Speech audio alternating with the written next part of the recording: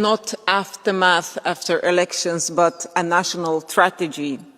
On 29th of October, President Samia Suluhu Hassan crowned herself with a victory of 97% of the votes after silencing the very people who challenged her. And when citizens rose up, especially the young, they were met with bullets, brutality, and a blockade on truth. Hundreds killed, hundreds injured, hundreds arrested, entire country living in fear. Let us say his name clearly.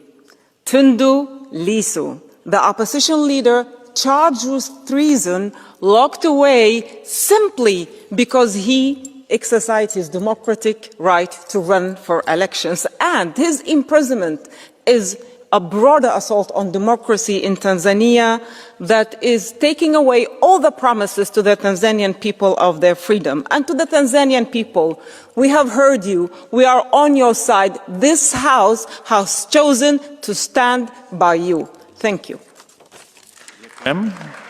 A teraz poprosím paní kolegyňu Vieira.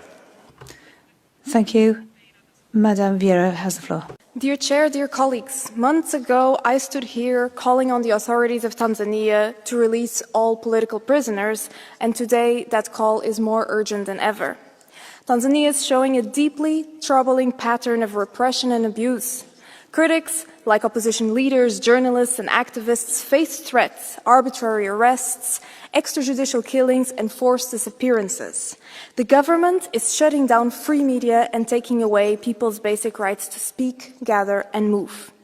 Human rights defenders are in grave danger.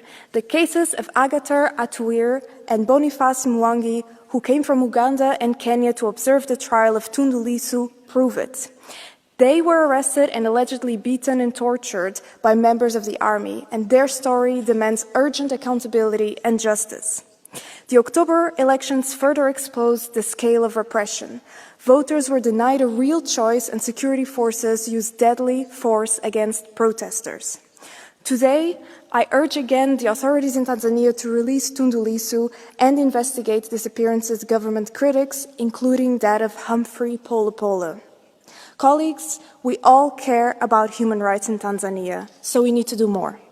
Beyond raising these issues at the highest level, the EU must also establish long-term support for human rights defenders and journalists, and ensure that our systems allow those most at risk to relocate and find legal pathways for asylum. Our actions, not only our words, must match the needs of the people of Tanzania. Thank you very much. Ďakujem a teraz poprosím kolegu. Thank you. Next speaker is Mr. McAllister.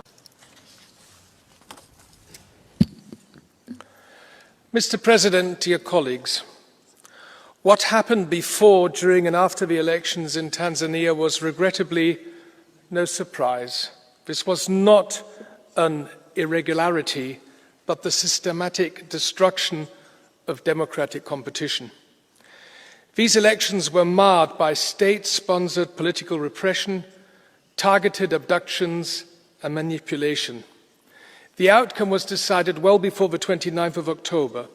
It began with the suffocation of civic space and the silencing of free media. It continued with the banning of political assemblies and opposition parties, and it became undeniable with the imprisonment of nearly every leading opposition representative, above all the leader of Chadema, Mr. Tundu Lissu. For nearly 250 days, my personal friend Tundu Lissu has endured solitary confinement, possibly facing a death sentence simply for demanding free and fair elections. But this is not just about one individual fate. This is the textbook example of how an authoritarian regime weaponizes the law to eliminate its opponents. On election day and the hours that followed, the regime showed its true colors when the internet was shut down, when protesters were beaten, shot, abducted and jailed.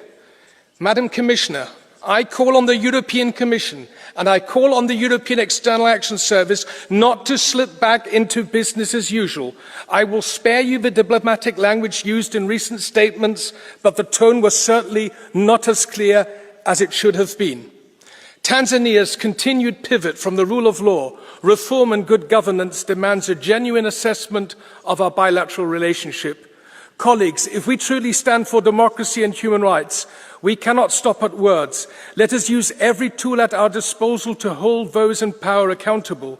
Tomorrow, this House will send an unmistakable message. All EU funds channeled through state-controlled entities must be frozen immediately. The European Union must not use its fund to subsidize oppression. The time to act is now. All political prisoners must be released immediately and with no conditions. Urgently required is an independent and credible investigation into all killings, abductions and enforced disappearances. The great people of Tanzania, they deserve new, free and credible elections. Thank you, and free Tundu Lissu now. Ďakujem pekne a nakoľko Madame de la Pisa. Thank you very much. Madame de la Pisa Carrion is not here, and so Mr. Ucin has the floor. President, colleagues, what we are witnessing in Tanzania is not just the erosion of democracy. It's a systemic assault on the rights of citizens to speak, to protest, and to choose their representatives. The elections were neither free nor fair. Tanzanians took the streets peacefully. However, government responded with bullets and reportedly killed hundreds of civilians.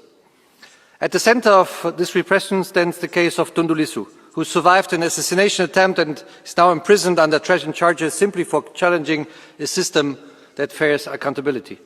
He's held in degrading and life-threatening conditions without proper access to legal counsel or medical care. We demand that he must be released immediately and unconditionally, along with all other detained for exercising basic political freedoms. And we call for strong and coordinated EU measures, including the suspension of direct financial support to the Tanzanian authorities. But beyond condemning, we must push for inclusive political dialogue, credible reforms and a genuine return to democratic governance where citizens' rights and freedoms are at the heart of the process. Only then Tanzania can be a good partner for the European Union. Thank you. Ďakujem a teraz poprosím kolegu. Thank you very much.